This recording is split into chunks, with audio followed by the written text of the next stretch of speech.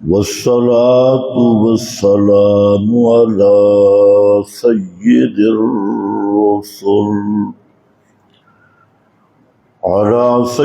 الرسل وخاتم الأنبياء. أما بعد فأعوذ بالله من الشيطان الرجيم. بسم الله الرحمن الرحيم. كيف يهدي الله قوما كفروا بعد إيمانهم وشهدوا أن الرسول حق وجاءهم البينات.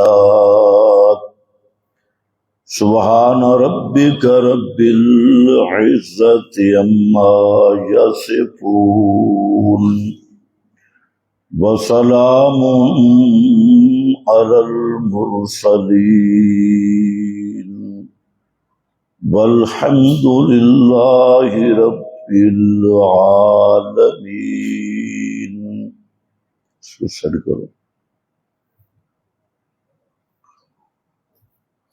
انتہائی قابل قدر بزرگوں اور بھائیوں، گزشتہ بیان میں آپ حضرات کے سامنے اس حقیقت کو بیان کیا گیا کہ رسول اللہ صلی اللہ علیہ وسلم کی حقیقی محبت یہ ایمان کی بنیاد ہے، اور اس کے بغیر ایمان کی حقیقت بھی نصیب نہیں ہوتی اور ایمان باقی بھی نہیں رہتا۔ تو اس سلسلہ میں آج ایک ذہن بنا ہوا ہے رسمی دین کا، اور رسمی دین کا مطلب کیا ہے کہ لوگوں نے مادہ پرستی کو اور دنیا کے حصول کو مقصد بنایا، اور اکثر لوگ دین کو زائد از ضرورت چیز سمجھتے ہیں اور تفریح کے طور پہ دینی مسائل پر گفتگو کرتے ہیں۔ یار اس کو سیٹ کرو، کیا کر رہے ہو؟ دین کو سیر و تفریح، ذہنی عیاشی کا ذریعہ بنایا ہوا ہے، اور دین کے باب میں لوگ سنجیدہ نہیں۔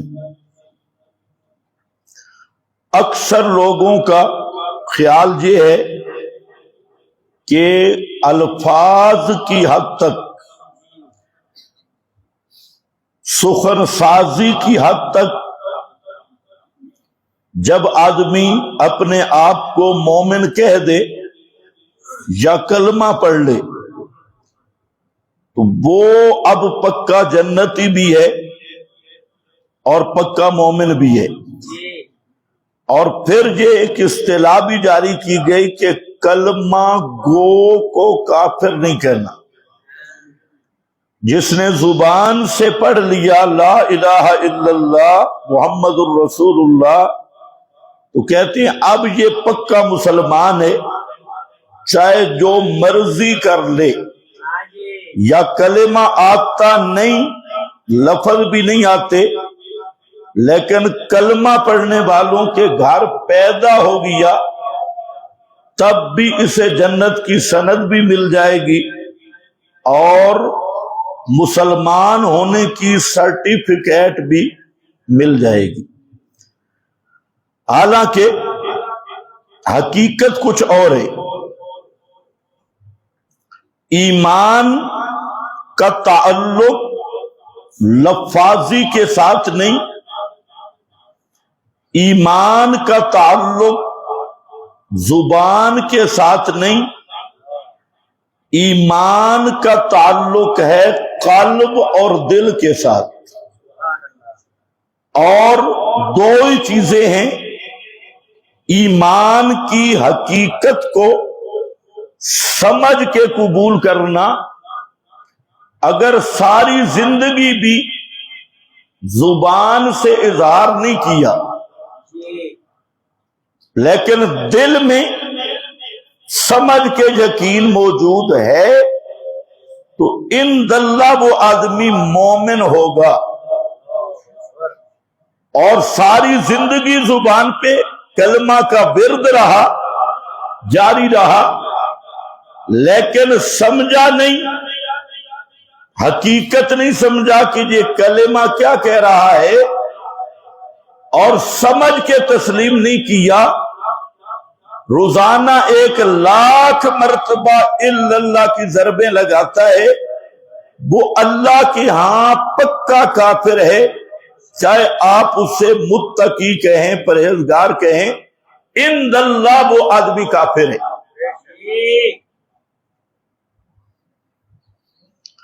اس لیے یہ بات ذہن میں رکھو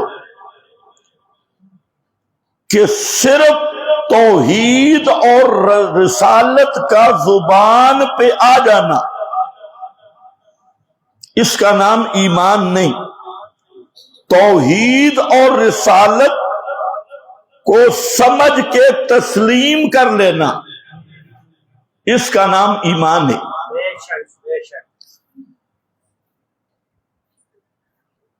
کلمہ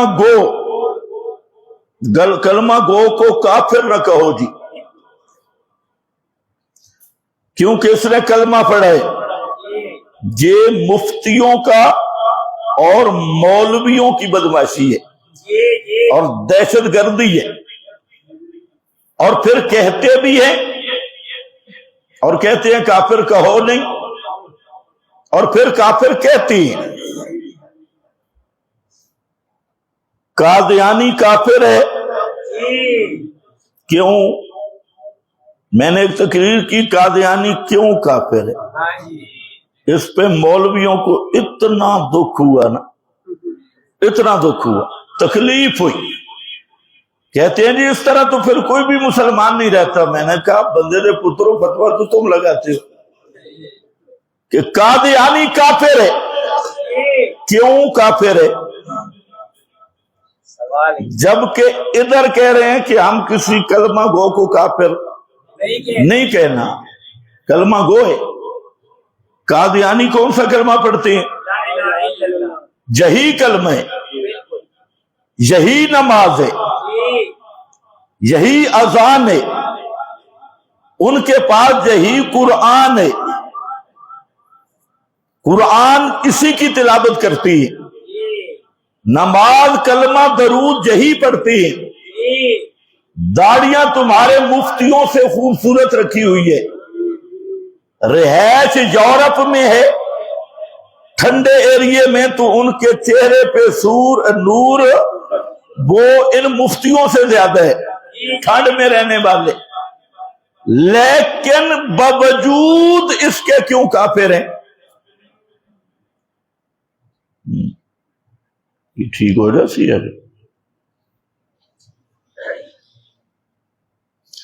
اس کے باوجود کافر کیوں ہیں؟ داڑھی نہیں رکھی، پگڑی نہیں پہنتے، ذکر نہیں کرتے، کربوگے والے کو پیر نہیں مانا ہوا، میلاد نہیں کرتے یا کرتے ہیں، جو بھی ہو، آخر وہ کافر کیوں ہیں؟ باوجود نماز پڑھنے کے کافر، روزے 30 رکھتے ہیں رمضان کے، اس کے باوجود کافر، کعبۃ اللہ کو قبلہ مانتی، اس کے باوجود کافر، کلمہ جئی پڑھتے ہیں، اس کے باوجود کافر۔ تو اب یہ جو تم نے کہا کلمہ گو کو کافر نہیں کہنا، پتر خود کہہ رہے ہے یا تو کہنا نہیں، حالانکہ قادیانیوں کے کفر میں شک کرنے والا بھی کافر ہے۔ امام غزالی بڑے امام ہیں، صوفی بزرگ ہیں، تو امام غزالی نے ایک عبارت میں تھوڑی سی لچک دکھائی، ختم نبوت کے بعد میں تھوڑی سی لچک دکھائی، حالانکہ اقرار کیا ختم نبوت کا، لیکن انہوں نے کہا کہ بس علل اطلاق تکفیر نہیں کرنی چاہیے، ختم نبوت پہ ایمان تو ہے، نبی پاک آخری نبی ہے، لیکن تکفیر نہیں کرنی چاہیے۔ امام غزالی نے تھوڑی سی لچک دکھائی، تو اس کے بعد جو ائمہ آئے یا اس وقت موجود تھے، انہوں نے لفظ بولا کہ اس گمراہ کی گمراہی سے دھوکہ نہ کھانا، اس گمراہ کی گمراہی سے دھوکہ نہ کھانا۔ علامہ اندلسی بڑے بڑے ائمہ نے اس پر اتنی شدت کے ساتھ رد کیا کہ غزالی کے مقام کا لحاظ بھی نہیں کیا، کہ غزالی بڑا استاد ہے، منطق اور فلسفہ کا امام ہے، صوفیت میں اس کا بڑا مقام ہے، منطقی فلسفی اس کے سارے شاگرد ہیں، اس کے باوجود اور حکومت کا بڑا قریبی ہے۔ یار خوف خدا کرو، کچھ اس کو چومتے رہو، آواز کو کم کرو، صاف کرو۔ تو اس کے باوجود غزالی بھی رگڑا گیا، یہ کسی نے نہیں کہا کہ اتنے بڑے امام نے یہ بات کی، انہوں نے کہا اس نے امام نے بالکل پٹری سے اتر گئی ہے، امام نے غلط بات کی، ضلالت والی بات کی، اور فرمایا اس نے مسلمانوں کے عقیدے کو مشکوک کیا، شک ڈالنے کی کوشش کی۔ تو عرض یہ کر رہا ہوں کہ ایک طرف ختم نبوت کے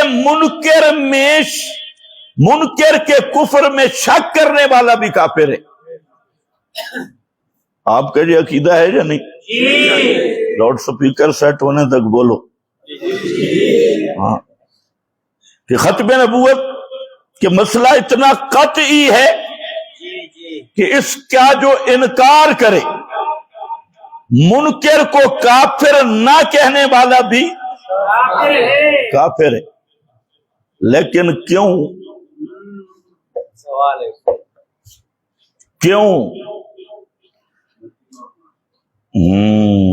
نبی اور مانا،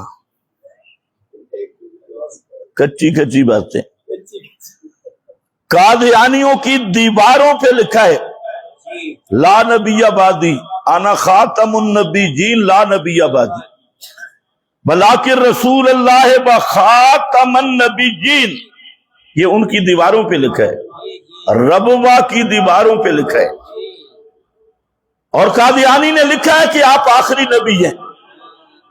لیکن مسئلہ درمیان میں کیا ہے کہ قرآن مقدس نے جو ختم نبوت کا ایک حتمی اور قطعی معنی بیان کیا، مسئلہ بیان کیا، قادیانی نے اس مسئلہ میں تعویل کی، حالانکہ آیت بالکل واضح تھی، بلاکن رسول اللہ وخاتم النبیین، بالکل صاف آیت تھی۔ تو قادیانی نے اس خاتم النبیین، اس لفظ خاتم میں تعویل کر لی، اور تعویل ایسی کی جو منشا خدا بندی کے خلاف تھی، جو نظم قرآنی کے خلاف تھی، جو مراد الہی کے خلاف تھی، اس ایک لفظ کی اس غلط تعبیر کی بنا پر مرزا بھی کافر اور اس کو کافر نہ کہنے والا بھی کافر۔ تو مسئلہ کیا سمجھ آیا؟ مسئلہ یہ سمجھ آیا کہ 1000 دفعہ کلمہ پڑھے، 1000 دفعہ درود پڑھے،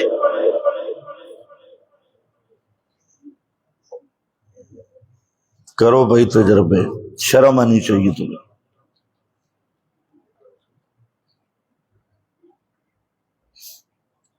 1000 دفعہ کلمہ پڑھ لے، درود پڑھ لے، لیکن اس کے باوجود کافر ہے۔ نمازیں پڑھ لے، باوجود کافر ہے۔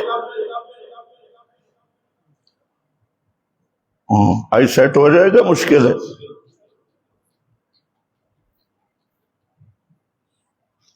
جمعے کے بعد میں تم دونوں کو انعام دوں گا انشاءاللہ۔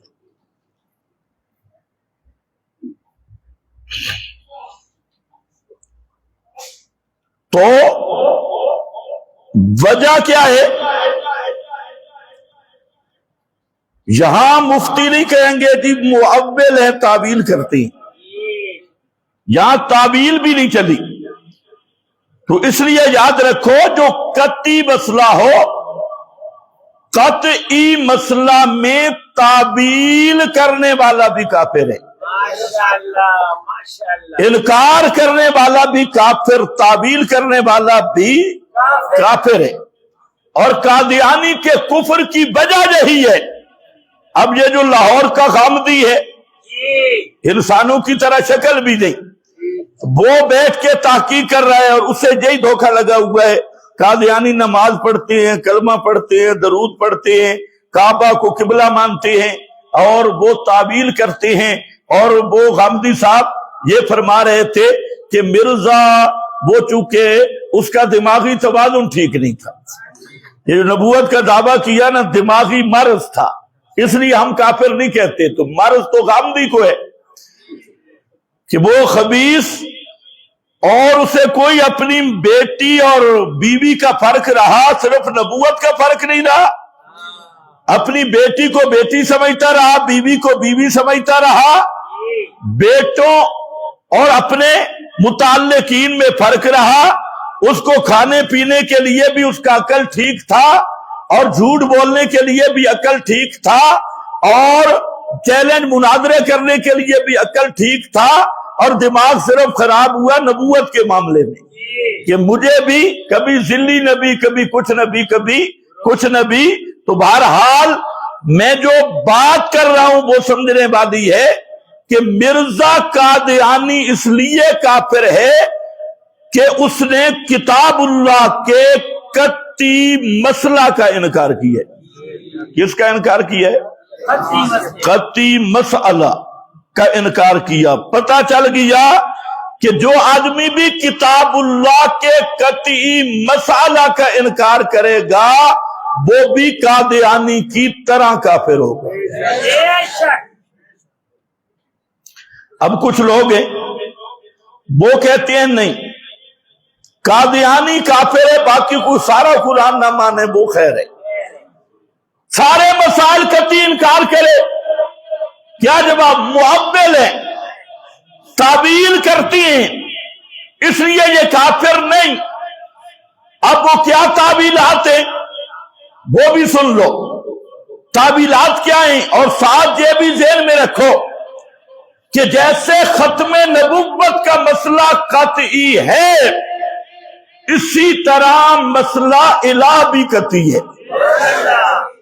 مسئلہ الہ بھی قطعی کہ الہ صرف اللہ ہے، اللہ کے سوا کوئی الہ نہیں، اور الہ کا معنی بغیر اسباب کے سننے والا، بغیر اسباب کے جاننے والا۔ الہ کا معنی پکار کے لائق، نظر نیاز کے لائق، منت منوتی کے لائق، اور غیب دان मुतसर्रिफ मा फौकल असबाब, ये इलाह का माना जिस तरह खातमन नबीयीन, ये लफ्ज तो एक मकाम पे कुरान करीम में आया है सूरह अहज़ाब में, जबकि ला इलाहा इल्लल्लाह पे पूरा कुरान इसी मसला पर मुश्तमिल है और पूरे कुरान का महवर है ला इलाहा इल्लल्लाह।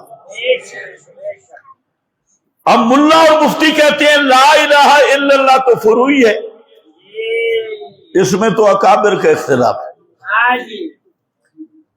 और खत्मे नबूवत कहती है, हालांकि खत्मे नबूवत की शान की बुनियाद भी मसला ला इलाहा इल्लल्लाह है। ये एजाज खत्मे नबूवत वाला इमामुल अंबिया सल्लल्लाहु अलैहि वसल्लम को मिला है और इस एजाज की बुनियाद भी मसला है ला इलाहा इल्लल्लाह, यही मसला है। तो इसलिए मेरा भाई ला इलाहा इल्लल्लाह मानना समझ के मानना, इसका नाम ईमान है।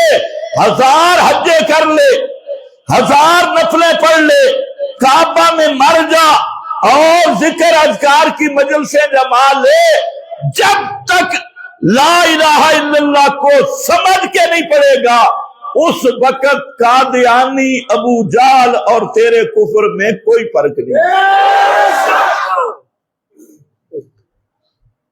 तावील हो रही है, तौहीद ही तावील, बेईमाना नू हया नहीं आंदा। अब यहां फरमाया इन्नल्लज़ीना कफरू,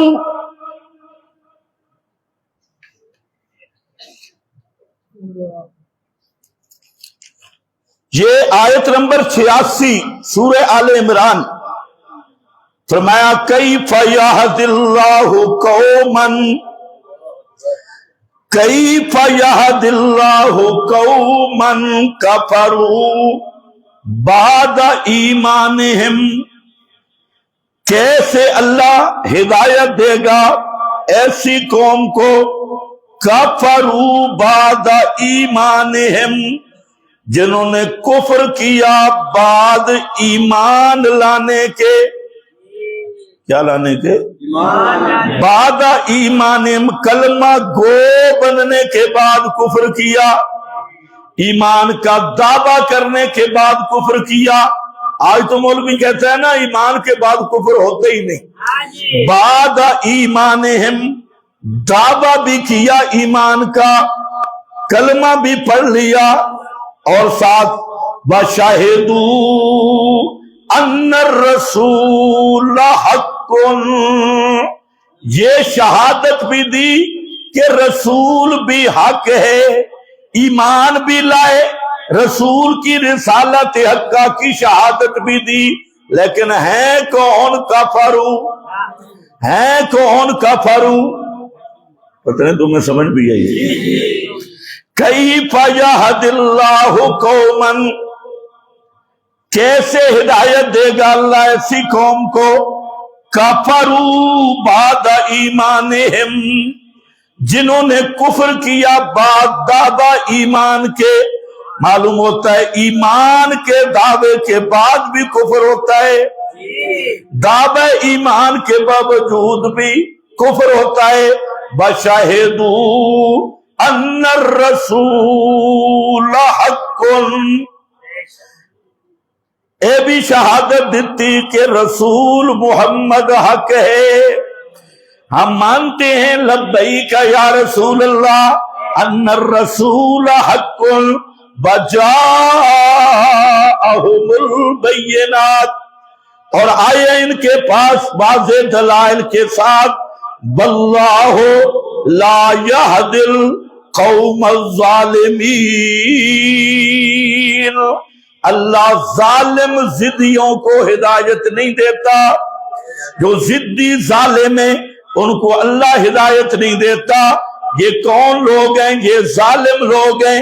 ईमान का दावा किया हुआ है, रसूल को हक भी माना हुआ है, उसके बावजूद कुफ्र कर रहे हैं, काफिर हो गए। उलाइक जज़ाउहुम अन्ना अलैहिम लानतल्लाह, इनकी जजा ये है कि इन पे अल्लाह की लानत है। बल मलाइका, और फरिश्ते भी इन पर लानत करते हैं। बन्नास अजमाइन, और सारे लोग भी लानत करेंगे जो इनके मुरीद हैं जहन्नम में पहुंच के, और जो मुनीब हैं वो दुनिया पे भी, दुनिया के अंदर भी इन पे लानत करते हैं। खालिदीना फिया ला युखफ्फफु अन्हुमुल अज़ाब वला हुम युनज़रून, इनसे अजाब कभी कम नहीं किया जाएगा और ना इन्हें कोई छुट्टी मिलेगी। हाँ, एक ही सूरत है, इल्लल्लज़ीना ताबू मिन बादि ज़ालिक व अस्लहू फ़इन्नल्लाह गफूरुर रहीम, जो आदमी तौबा कर गया कुफ्र से, सच्चे दिल से तौबा कर ली, फरमाया फ़इन्नल्लाह गफूरुर रहीम, बस बेशक अल्लाह बहुत माफ करने वाला, रहीमुन रहम करने वाला है। ये आवाज क्यों सीटी मार रहा है? बटन दो हैं, अक्ल बिल्कुल नहीं है। फ़इन्नल्लाह गफूरुर रहीम। और दूसरा मकाम सूरह यूसुफ का, उसमें भी जिक्र किया, वमा युमिनु अक्सरुहुम बिल्लाह इल्ला वहुम मुशरिकून, वमा युमिनुहुम अक्सरुहुम बिल्लाह, आगे इल्ला वहुम, अक्सर लोग, थोड़े नहीं, अक्सरियत लोगों की ईमान बिल्लाह का दावा करके हैं कौन? मुशरिक। ईमान बिल्लाह का दावा भी है लेकिन है भी मुशरिक। इल्ला वहुम मुशरिकून। अल्लामा आलूसी रहमतुल्लाह अलैह ने जहां लिखा मिन उलाइका अबदतुल कुबूर, इन्हीं मुशरिकों में से कब्र के पुजारी मुशरिक है, कब्रों के पुजारी मुशरिक। अन्नाज़िरून लहा, जो उनके नाम के बकरे छतरे देते हैं और उनको जाके पुकारते हैं। अल्लामा आलूसी फरमाते हैं ये वही हैं और अपने जमाने में कह रहे हैं वहुम अक्सर मिनद्दूद, वो उनकी तादाद कीड़े मकोड़ों से भी ज्यादा है। कीड़े मकोड़े इतने नहीं जितने जो मुशरिक है। ये सैयद महमूद आलूसी बगदादी की तफसीर उल मानी है। इन्हीं कब्र के पुजारी मुशरिक है। खैर, मैं अर्ज कर रहा था कि ये जो पहला नुक्ता है जो मुल्ला और मुफ्ती को धोखा लगा है कि बस जी कलमा गो की तकफीर नहीं होती, और कई जो समझदार बेईमान मुफ्ती होते कहते हैं ये मुअब्बिल है, मुअब्बिल। और भाई ताबील दो तरह होती है, एक ताबील सही है, वमा यालमु ताबीलहु इल्लल्लाह, ताबील का मकसद सही मतलब को पहुंचना, ताबील औल से सही मतलब को पहुंचना, तो ये ताबील सही है। और इसका माना तफसीर है, इसका माना सही मतलब तक पहुंचना है। और एक ताबील बेमाना तहरीफ है, ऐसी ताबील जो नस कती से टकराए वो ताबील कुफर से नहीं बचा सकती। वो हजरत अल्लामा अनवर शाह साहब रहमतुल्लाह अलैह ने इख्फारुल मुल्हिदीन में यही बात लिखी कि एक आदमी ने कुफर किया और मुफ्ती साहब ताबील कर रहे हैं चूंकि चुनाचे गोया अगर मगरचे। अल्लामा अनवर शाह साहब कहते हैं मुफ्ती पहले काफिर है और वो बाद में काफिर है। जो कुफर की ताबील कर रहा है अल्लामा अनवर शाह साहब फरमाती है कि ये मुअव्विल मुफ्ती पहले काफिर हो जाएगा। وہ بعد میں ہوگا۔ اچھا آپ مجھے بتائیں، ایک متقی آدمی ہے، بہت نیک متقی، اور وہ کہتے ہیں خنزیر حلال ہے، بس ایک کہتے ہیں میرا تفرد ہے، خنزیر حلال ہے چونکہ اس کی 4 ٹانگیں اور بکرے کے بھی 4 ٹانگیں ہوتی ہیں، اس نے قیاس کر کے خنزیر حلال ہے، اسے سنایا گیا قرآن کہ اللہ فرماتے ہیں خنزیر حرام ہے، وہ کہتے ہیں اللہ تو کہہ سکتے ہیں لیکن ہم نہیں کہہ سکتے، اللہ تو کہہ سکتے ہیں لیکن ہم نہیں کہہ سکتے۔ ایمان سے بتاؤ بندہ مسلمان ہے؟ نماز پڑھ رہا ہے، کیا بنے گا؟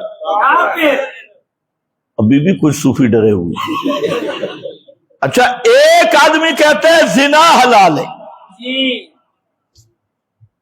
زنا کرنا حلال ہے، کہتے ہیں میں سارا قرآن مانتا ہوں لیکن یہ جو ہے نا لا تقربوا الزنا، یہ ہماری آزادی سلب ہوتی ہے، اس لیے اس کا نام کوئی اور رکھ دیتا ہے اور نیا نام کے ساتھ کہتے ہیں جی زنا حلال ہے، باقی سارا قرآن مانتا ہوں، ساری شریعت مانتا ہوں، لیکن صرف ایک مسئلہ، وہ مسلمان ہوگا یا کافر ہوگا؟ ایک تو زنا کرنا ہے، یہ تو گناہ ہے، اور ایک ہے حلال سمجھنا ہے، یہ کیا ہے؟ یہ کفر ہے، کیونکہ یہ قرآن کا انکار ہے۔ قرآن کہتے ہیں حرام، یہ اگر کہے حلال تو کیا بن جائے گا؟ اچھا جہاں مفتیوں سے بھی پوچھ لو، سارے کہیں گے کافر، یہاں سارے کہیں گے کافر۔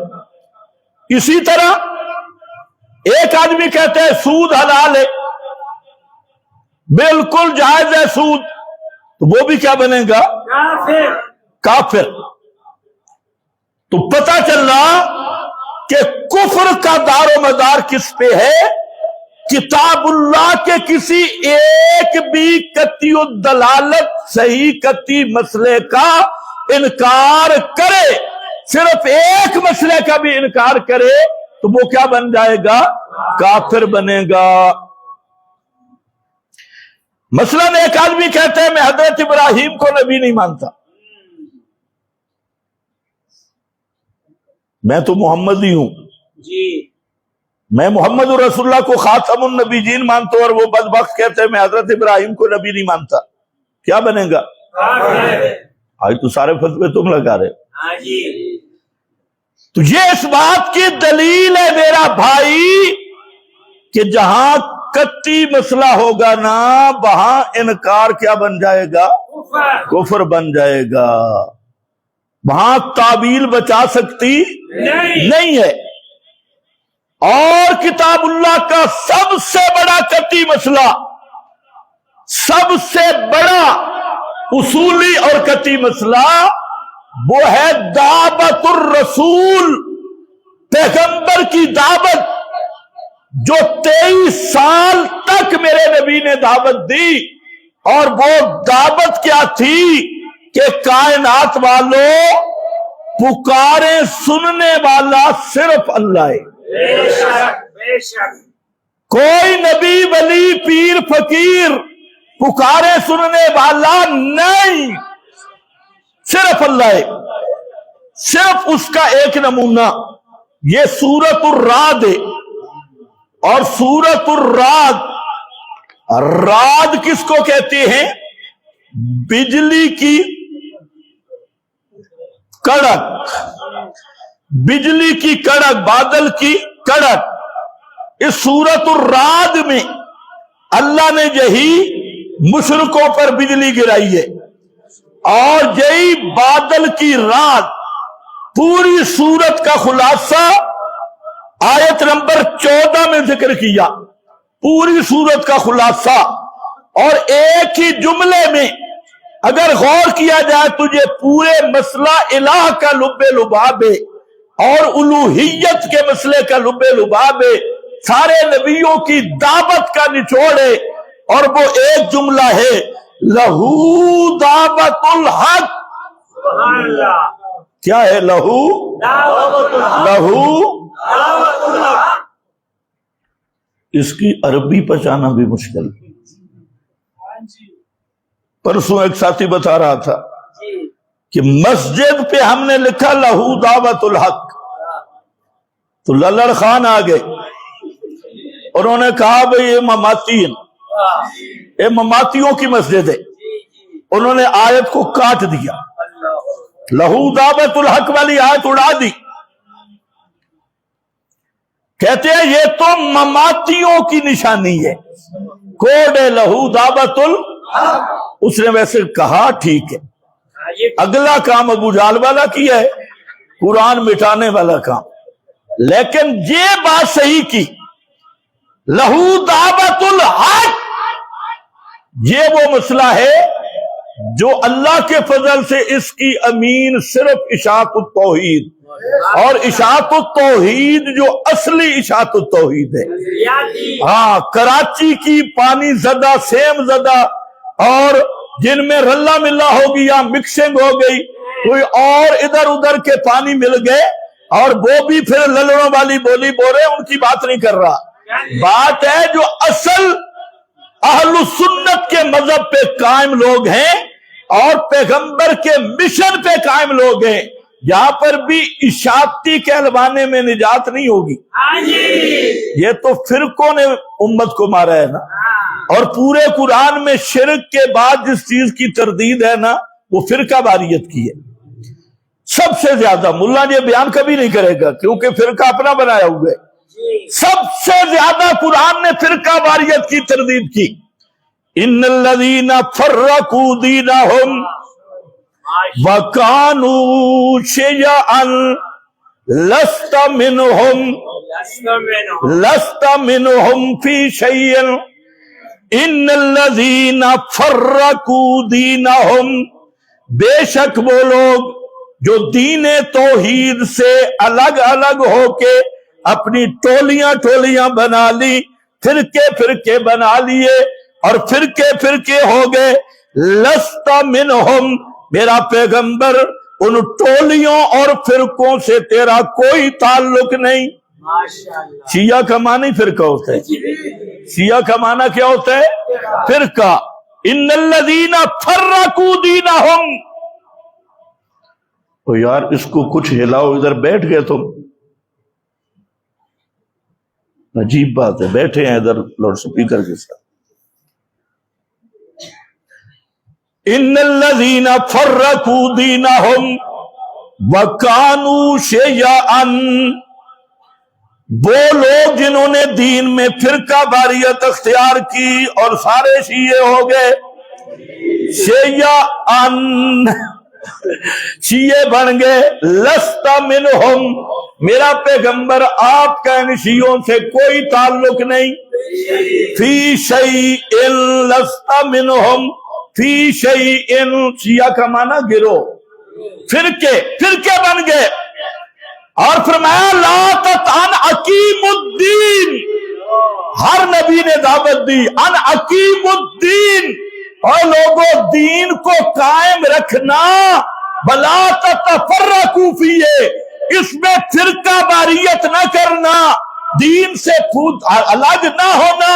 اور فرمایا واعتصموا بحبل اللہ جمیعا ولا تفرقوا ولا تفرقوا. اسلام میں شرک کے بعد سب سے بڑی مذمت فرقہ بازی کی ہے، اور آج امت فرقوں میں تقسیم ہو چکی ہے، الگ الگ فرقے. اور فرقہ بنتا ہے عقیدے کی بنا پر، اور فرقہ تب بنتا ہے جب ہر پارٹی اپنے کسی بڑے کی طرف دعوت دینی شروع کرتی ہے. کوئی گروہ اپنے بڑے کی طرف بلاتا ہے، میرے بزرگوں کی طرف آ، میرے مشائخ کی طرف آ، میرے اکابر کی طرف آ، میرے فلانے کی طرف آ.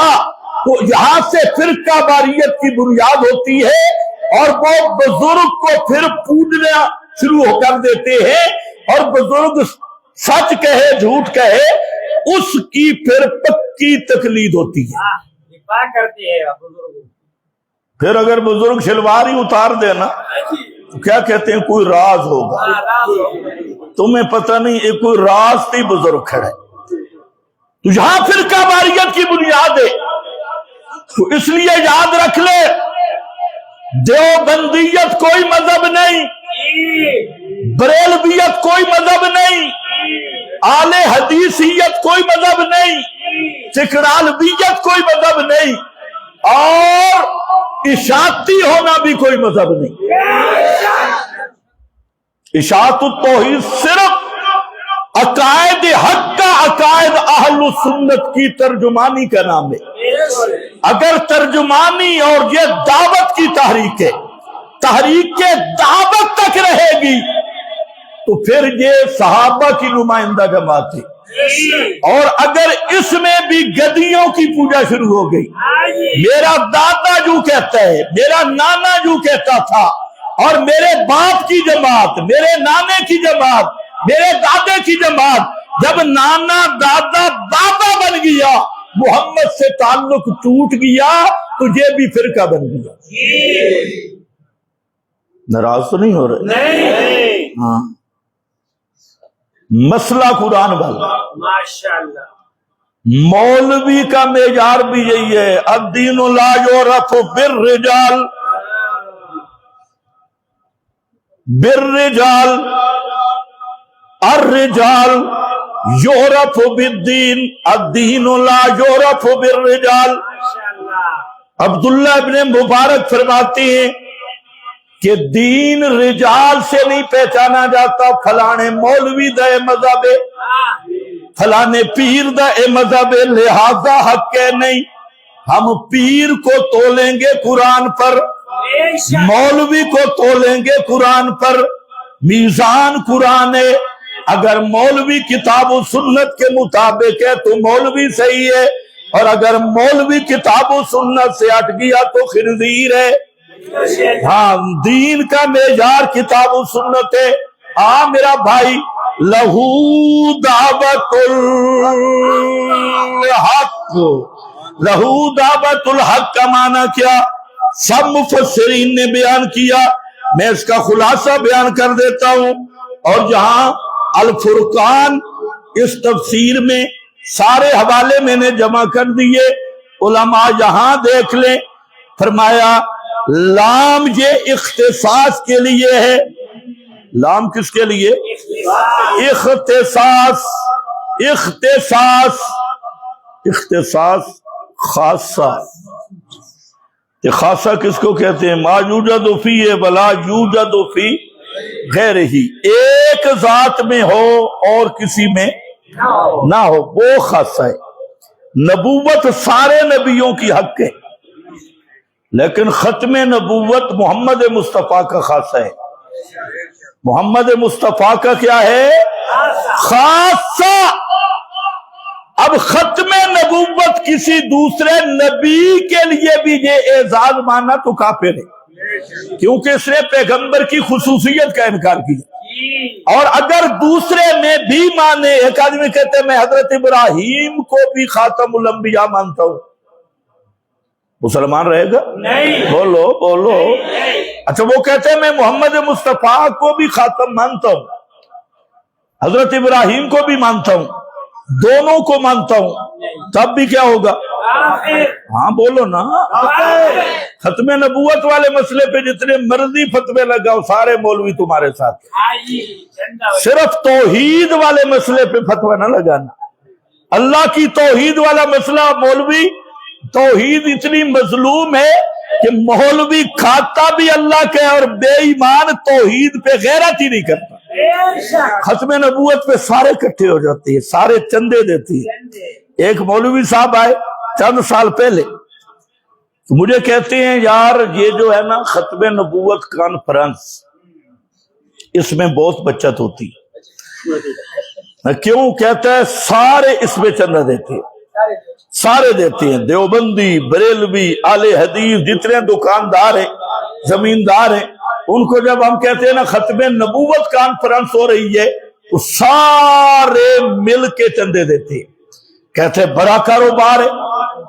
اچھا، میں نے توجہ نہیں کی اس کی بات کی طرف، اس نے بڑا بار بار مجھے کہا، جب ایک سال گزرا تو اس مولوی نے خود ختم نبوت کے عنوان پہ ایک جلسہ رکھا، میں نے کہا سال پہلے یہ حقیقت سمجھ گیا تھا، حالانکہ اس علاقے میں قادیانیوں کا نام نشانی نہیں، اور جٹ بیچارے جانتے نہیں کہ مرزا گاما تھا کو، پتہ ہی نہیں۔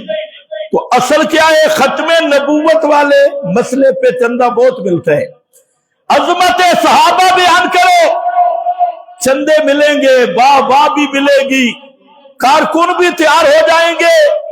میں کوئی مسئلے کی اہمیت کم نہیں کر رہا، ختم نبوت بھی ایمان کا مسئلہ ہے، عظمت صحابہ بھی ایمان کا مسئلہ ہے، لیکن یہاں تمہیں گاہک ملیں گے، مولوی اکٹھے ہوں گے، اور جب اللہ کی توحید کا مسئلہ آئے گا پھر مولوی بھاگ جائیں۔ ایک جگہ پہ میں گیا، عظمت صحابہ بیان کر رہا تھا، ساتھ ایک بڈھا تھا مولوی، سبحان اللہ سبحان اللہ، میری تقریر سے اوپر سبحان اللہ۔ تو میں نے کہا کہ صحابہ کو عظمت ملی کیوں؟ یدعون ربہم بالغداۃ والعشی، مولوی دی سبحان اللہ مک گئی، بالکل خاموش۔ میں آکے وہ بابا سم گئے مر گئے، سارا رنگ اڑ گیا۔ میں نے کہا آپ کے بارے میں ایک آیت نازل ہوئی، تعرف فی وجوہ الذین کفروا المنکر۔ ہر مسئلے پہ آپ کو گاہک مل جائیں گے، لیکن خدا کی توحید کا مسئلہ ایسا مظلوم ہے، جب یہ بیان کرو گے فتویٰ آئے گا متشدد مکفر، پھر بزرگوں کی تکفیر کرتا ہے، پھر فلانے کی تکفیر کرتا ہے۔ نہ میرا بھائی، لہو دعوت الحق، ختم نبوت کا مسئلہ بھی اہم ہے، عظمت صحابہ کا مسئلہ بھی اہم ہے، ایمان بالقرآن کا مسئلہ بھی اہم ہے، لیکن سارے مسئلوں کی بنیاد ہے لہو دعوت الحق، لہو دعوت الحق۔ لام کا معنی سمجھ آ گیا؟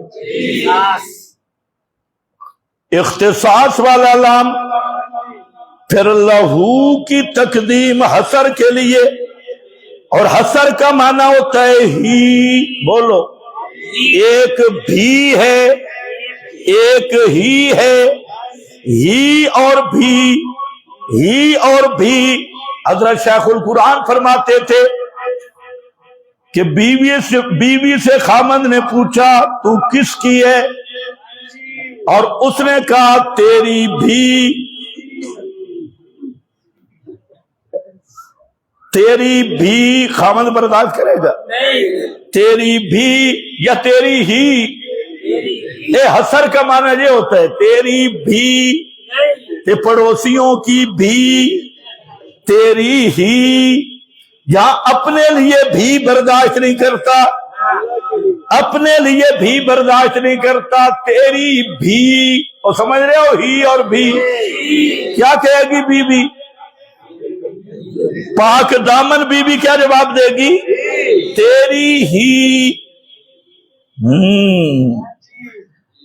تو اگر وہ جواب دے تیری بھی، اکثر تیری بھی سال میں ایک آدھ دفعہ کسی اور کی بھی، زندگی میں ایک آدھ دفعہ کسی اور کی بھی، کوئی غیرت والا خامند برداشت نہیں کرتا۔ تقدیم حسر کے لیے ہے، اور حسر میں ہی والا معنی ہے لہو، اور حق کا معنی اللائق بالدعا، اللائق بالدعا۔ اب معنی کیا بنے گا؟ لہو دعوت الحق، پکار کے لائق ہونا صرف اللہ ہی کا خاصہ ہے، پکار کے لائق ہونا صرف اللہ ہی کا خاصہ ہے۔ پکار کے لفظوں پہ غور، پکار کے لائق ہونا، پکار کے لائق ہونا، لیاقت اور قابلیت یہ صرف اللہ میں ہے اور کسی میں نہیں۔